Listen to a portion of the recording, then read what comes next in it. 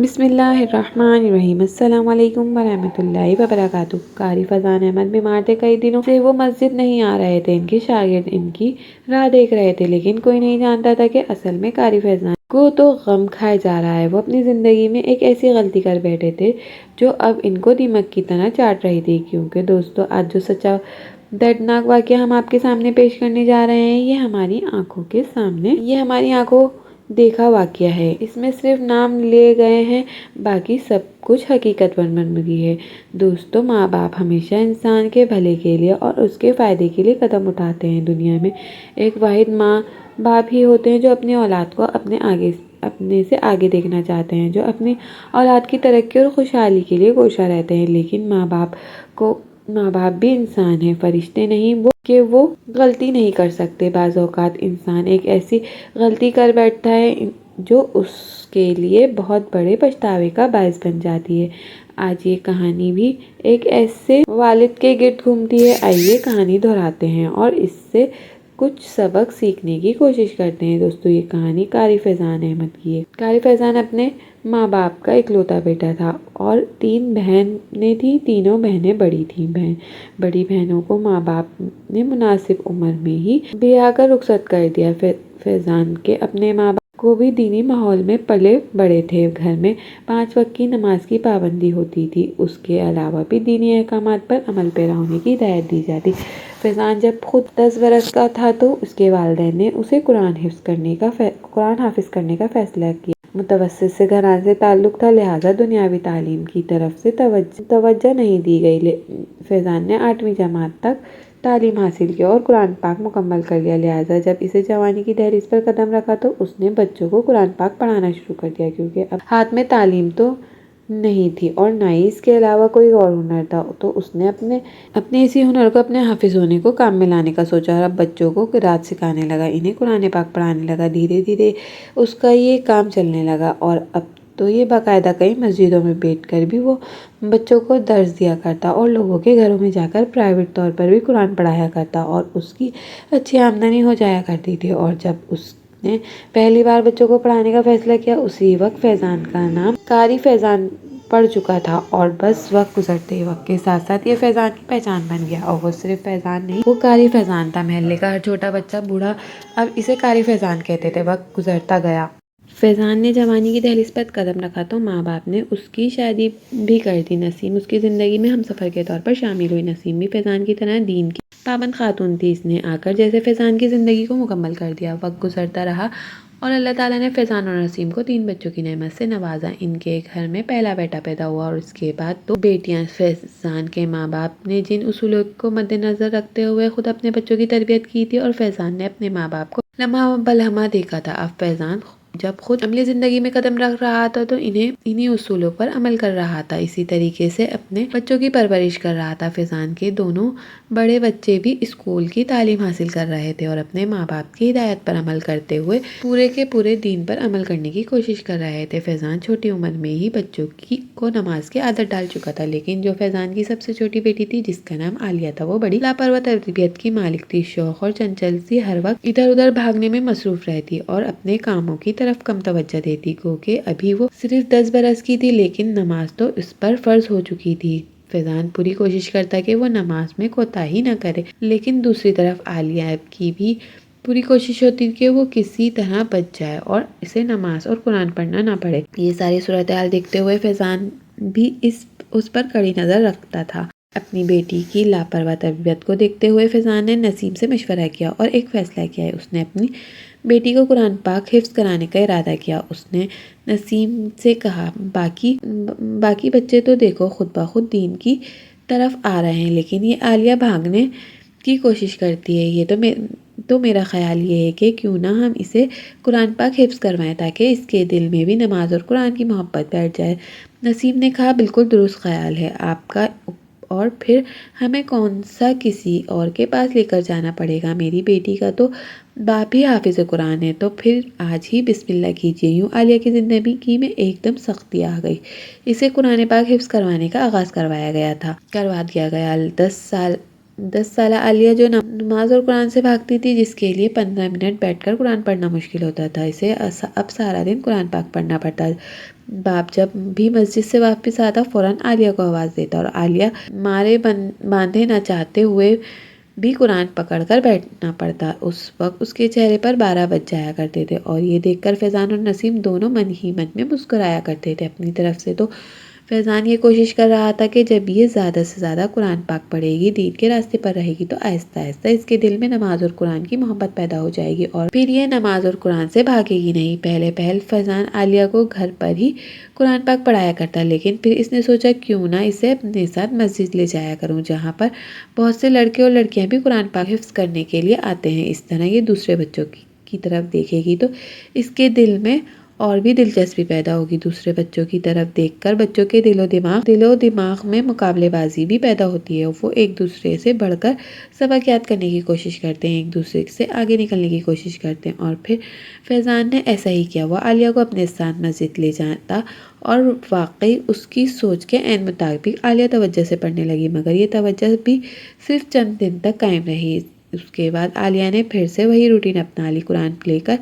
कुरान पाक लेकर बैठना उसके लिए जैसा दुनिया का मुश्किल तरीन काम था और फैज़ान ने भी ठान रखा था कि वह अपनी बेटी को सीधे रास्ते पर लाकर रहेगा। वक्त गुजरता रहा। आलिया ने इब्तिदाई सूरतें और नाज़रा याद करने के बाद अब बाकायदा कुरान पाक का आगाज़ कर दिया, लेकिन जैसे जैसे वक्त गुजरता जा रहा था, आलिया ने अब बाकायदा रोना शुरू कर दिया था। अक्सर वो फैज़ान को कहती, अब्बा मुझे सिपारा नज़र नहीं आता, मुझे लफ्ज़ नज़र नहीं आते।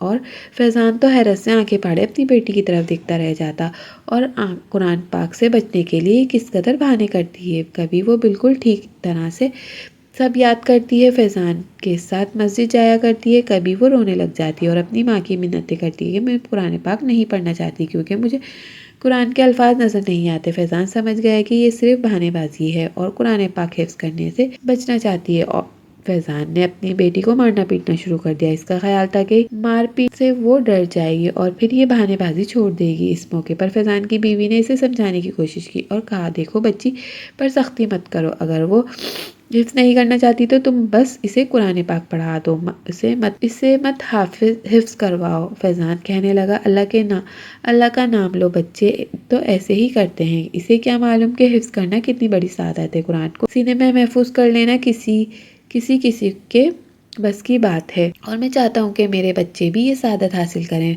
नसीम ने दबे अल्फाज में इसे बहुत बार समझाने की कोशिश करी, देखो कुरान पाक को सीने में महफूज करने के से ज़्यादा अफजल काम इस पर अमल करना है। अगर बच्ची इस तरफ नहीं आ रही तो इसे मारपीट मत करो और रोज़ रोती है, कुरान पाक ना पढ़ने के लिए ज़िद करती है और जब तुम इसे मारते हो तो मेरे दिल में चोट लगती है। फैज़ान ने कहा, मैं मानता हूँ कि तुम माँ हो, तुम्हें ये चीज़ अच्छी नहीं लगती, लेकिन ये तो सोचो कि बच्चे तो अक्ल के कच्चे होते हैं, इन्हें सीधे रास्ते पर लाने के लिए थोड़ी बहुत डांट टपट मारपीट करनी पड़ती है। बिलाखिर नसीम ने खामोशी इख्तियार कर ली। कहीं ना कहीं इसके दिल में ये बात भी थी कि फैज़ान ठीक कह रहा है, बच्चों को डांट टपट तो करनी पड़ती है, लेकिन गुजरते वक्त के साथ साथ आलिया के बहाने बढ़ते जा रहे थे।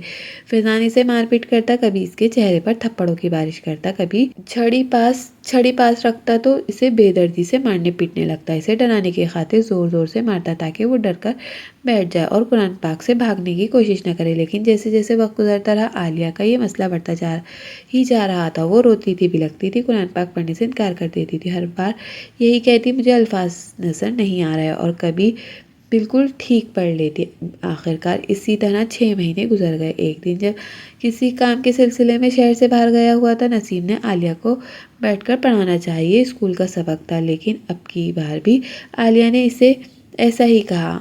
उसने अपनी माँ को बताया कि मुझे लफ्ज़ ठीक नज़र नहीं आ रहे। ये बात सुनकर नसीम का दिल दहल गया। उसने सोचा कि शायद आलिया की नज़र कमज़ोर है। उसने फ़ौरन चादर ओढ़ी और आलिया को साथ लेकर इसे आंखों के डॉक्टर के पास ले गई। डॉक्टर ने आलिया का मुआयना किया और बहुत देर तक मुआयना करता रहा। ये छोटा सा शहर था, यहाँ डॉक्टर भी कोई इतने अच्छे नहीं थे। डॉक्टर ने फ़ौरन एक पर्ची पर लिखा, नसीम की तरह पढ़ाते हुए कहा कि आपकी बच्ची की नज़र कमज़ोर है, इसके अलावा शायद कोई और मसला भी हो सकता है। डॉक्टर खुद भी ये बात झिझकते हुए कह रहा था, जैसे कि उसे खुद भी यकीन नहीं हो कि वो खुद भी बेयकीनी का शिकार हो। उसने नसीम से कहा कि बेहतर है कि किसी बड़े शहर जाएं और अब बच्ची को स्पेशली डॉक्टर से मुआयना करवाएं ताकि पता चल सके असल मसला क्या है। नसीम ने आलिया को डॉक्टर के पास इसलिए लेकर गई थी कि वो शायद मसले का पता चल जाएगा। बच्ची की नज़र कमज़ोर हुई तो इसे चश्मा लग जाएगा और ये मसला ख़त्म हो जाएगा, लेकिन मसला ख़त्म होने के बजाय मज़ीद बढ़ गया था। नसीम बेहद उलझन का शिकार थी। उस शाम जब वो घर वापस आई तो फैज़ान के आने पर उसने डॉक्टर की पर्ची फैज़ान के हाथ में थमा दी और फैज़ान को बताया कि डॉक्टर ने कहा है आलिया को फ़ौरन किसी बड़े शहर ले जाएं और किसी अच्छे डॉक्टर के पास इसका चेकअप करवाएं। फैज़ान ने बीवी को घूर कर देखा और कहने लगा, शाबाश, तुम भी बच्चे की बात में आ गई। इल्म नहीं कि बच्चे इस तरह के बहाने करते रहते हैं। नसीम ने इस बार ज़रा सख्त लहजे में कहा, फैज़ान, बहाना एक बार होता है, 2 बार होता है। बच्ची रोज़ाना की बुनियाद पर ये कहती है। आप इसे किसी डॉक्टर के पास ले जाएं, वो ना कि बाद में पछताना पड़ेगा। नसीम की ये बात सुनकर फैज़ान के दिल में भी तीर की तरह लगी। वो ठटक गया, चौंक कर बीवी की तरफ देखने लगा और कहने लगा, अल्लाह ना करे, अच्छी बात मुंह से निकालो, मैं ले जाऊंगा इसे डॉक्टर के पास, लेकिन ये इंसान के काम है और इसके धंधे इंसान को ही जकड़ लेते हैं कि बाज़ औक़ात वो अपने ज़रूरी कामों के लिए भी वक्त निकाल ही नहीं पाता। ऐसा ही फैज़ान के साथ हो रहा था, लेकिन नसीम तो जैसे इसे हाथ धोकर फैज़ान के पीछे पड़ गई थी। आए दिन वो फैज़ान को ये बात याद करवाती कि इसे आलिया को लेकर शहर के किसी डॉक्टर के पास जाना है। आखिरकार फैज़ान ने तहैया कर लिया कि वो कल ही आलिया को लेकर जाएगा। इसने अपनी पूरी तैयारी की। अगले दिन सुबह सवेरे अपनी बेटी को साथ लिया और बस अड्डे का रुख किया। लाहौर की बस पकड़ी और वहाँ एक बड़े अस्पताल जा पहुँचा। डॉक्टर से वक्त वो पहले ले चुका था। 2 घंटे इंतजार के बाद फैज़ान और आलिया की बारी आई। दोनों बाप बेटी अंदर पहुंचे। डॉक्टर ने बड़ी बड़ी मशीनों से आलिया का मुआयना किया। एक बार फिर डॉक्टर ने दूसरी बार फिर बारीक बिनी से मुआयना किया। जैसे जैसे डॉक्टर मशीनों से मुआयना करता जा रहा था, उसके माथे पर बल पड़ते जा रहे थे और ये देखकर फैज़ान का दिल बुरी तरह धड़क रहा था। इसके बाद डॉक्टर ने कुछ टेस्ट पर्ची पर लिख दिया और फैज़ान की तरफ बढ़ा दिया। फैज़ान ने पूछने की कोशिश की कि सब ठीक तो है, उसकी बेटी को कोई बड़ा मसला तो नहीं, कोई बड़ी बीमारी तो नहीं, लेकिन ये बड़े शहरों के डॉक्टर मुंह से कुछ बोलना तो जैसे जुर्म समझते हैं। फैज़ान चुपचाप बाहर निकला, बेटी का हाथ थामा और टेस्ट करवाने चला गया। 2 घंटे बाद टेस्ट की रिपोर्ट आई और फैज़ान एक बार फिर से डॉक्टर के कमरे में बैठा था। डॉक्टर ने टेस्टों का वो पलंदान अपने हाथ में थामा और एक एक करके वर्क उठाता गया, गौर से देखता गया और लंबी सांसें खारिज करते हुए फैज़ान की तरफ आंखें निकालकर सख्त लहजे में कहने लगा, जानते हो आपकी बेटी किस कदर बड़ी बीमारी से गुजर रही है और आप अब तक कहाँ थे? क्या बीमारी की कोई अलामत ज़ाहिर नहीं हुई? ये सुनकर फैज़ान का दिल जैसे उछलकर हलक में आ गया। डॉक्टर की बात सुनकर उसका रंग उड़ चुका था। फैज़ान ने अटकते हुए कहा, डॉक्टर साहब, हुआ क्या है? मेरी बेटी ठीक तो है? डॉक्टर ने नफ़ी में सर हिलाते हुए कहा, आपकी बेटी के दिमाग में रसोली है, ब्रेन ट्यूमर कहते हैं और ये रसोली हरकत कर रही है। जैसे वो रसोली आँख की नसों को दबाती है तो बच्ची की नज़र कम हो जाती है और जब वो रसोली हरकत करते हुए आगे पीछे होती है तो बच्ची को नज़र आने लगता है। और जानते हैं रसोली कितनी बड़ी हो चुकी है, लेकिन आप मुझे ये बताएं कि आप अब तक घर में क्यों बैठे रहे? क्या बच्ची ने कोई शिकायत नहीं की? इसने कभी सर दर्द की शिकायत नहीं की? इसने कभी आँख में दर्द की शिकायत नहीं की? इसने कभी ये नहीं कहा कि आपको बताया कि ये नहीं बताया था कि इसकी आंखों से नज़र नहीं आया? डॉक्टर की बात सुनकर फैज़ान की आंखों में आंसू आ गए और टप टप ज़मीन पर गिरने लगे। उसने एक नज़र अपनी बेटी के मासूम चेहरे पर डाली और इसका सीना जैसे दर्द से फटने वाला था। आवाज़ और गले में कहीं दब गई थी। फैज़ान ने बोलना चाहा तो इसे मुंह से एक हिचकी बरामद हुई। इसने अपनी आंखों के आंसू साफ करते हुए कहा, डॉक्टर साहब, बताया था, बच्ची तो 6 माह से कह रही थी कि मुझे आंखों से मुकम्मल दिखाई नहीं देता, कभी थोड़ा दिखाई देता है, कभी ठीक दिखाई नहीं देता और कभी दिखाई देना बंद हो जाता है। ये बहुत अरसे से कह रही थी। डॉक्टर ने गुस्से से इस पर हाथ मारते हुए कहा, तो फिर बेवकूफ़ इंसान, तुम अब तक क्यों घर पर बैठे रहे? बच्ची की बीमारी को कितना बढ़ा चुके हो? फैज़ान ने रोंदी हुई आवाज़ में जवाब दिया और कहा, डॉक्टर साहब, मैं तो समझता था कि ये पढ़ने के लिए बहाने बनाती है। डॉक्टर ने अफसोस में सर हिलाया और कहने लगा, बेहद अफसोस है मुझे आप जैसे वालिदैन पर और अफसोस है इस बात पर भी कि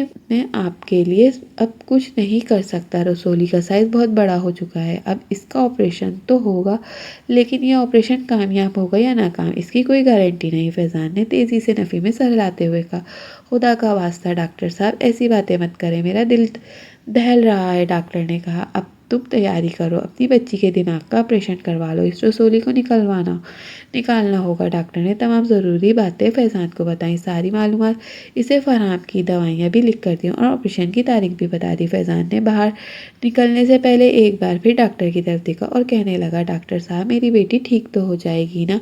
डॉक्टर ने एक बार फिर अफसोस में सर हिलाते हुए कहा, मैं कबल इस वक्त कुछ भी नहीं कह सकता, अब बस दुआ कीजिए और बच्ची के ऑपरेशन की तैयारी कीजिए। और आलिया एक हफ्ते बाद ही फैज़ान, नसीम और आलिया फिर से उस अस्पताल में थे, आलिया के दिमाग के ऑपरेशन के लिए।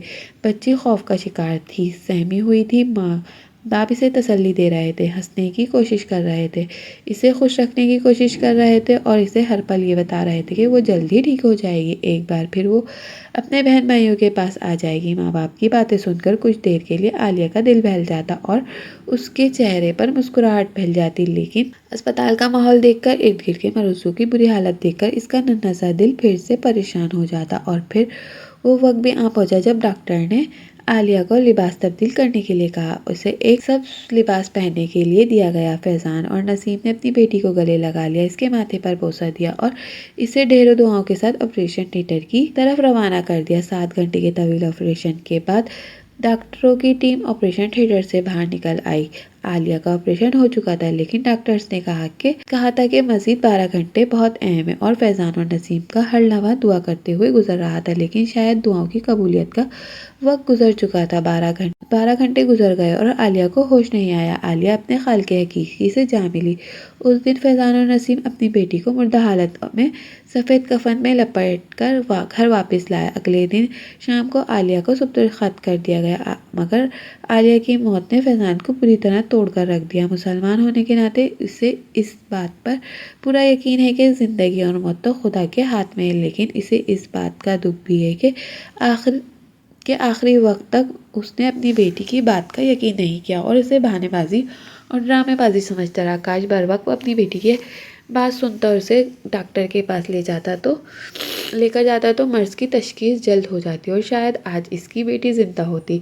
फैज़ान आलिया की मौत के लिए खुद को जिम्मेदार समझने लगा। आलिया इसे आए रोज़ ये कहती कि इसे नज़र नहीं आता, इसे अल्फाज नज़र नहीं आते। वो आलिया की ये बात सुनकर उसे मारता पीटता और अब यही गम फैज़ान को दीमक की तरह अंदर ही अंदर चाट रहा था। नसीम हर रोज़ अपने शौहर के दिलजोई करती थी, इसे समझाती थी कि इसे दोबारा से ज़िंदगी की तरफ वापस लाने की कोशिश करती कि ज़िंदगी और मौत खुदा के हाथ में है। आलिया अपने लिए इतनी ही उम्र लिखवा कर आई थी, लेकिन अभी तो फैज़ान सदमे से निढाल है। शायद वक्त गुजरने के साथ साथ ये सदमा कम हो जाए और फैज़ान दोबारा से ज़िंदगी की तरफ लौट आए। लेकिन फैज़ान और नसीम के मोहल्लेदार, रिश्तेदार और दोस्त अहबाब, बहुत से लोगों को इस वाक़े से ये सबक सीखने को मिला कि बच्चे हमेशा झूठ नहीं बोलते, बहानेबाजी नहीं करते, बच्चों की बात पर तवज्जो से सुनना चाहिए, क्योंकि बाज़ औक़ात जब वक्त गुजर जाता है तो इंसान के पास पछतावे के सिवा कुछ नहीं रहता। दोस्तों, मज़ीद इस तरह की सबक आमूज़ कहानियाँ और सच्चे वाक़या सुनने के लिए हमारी वीडियो को लाइक करें, शेयर करें और हमारे चैनल को सब्सक्राइब करना मत भूलिए। शुक्रिया। अल्लाह।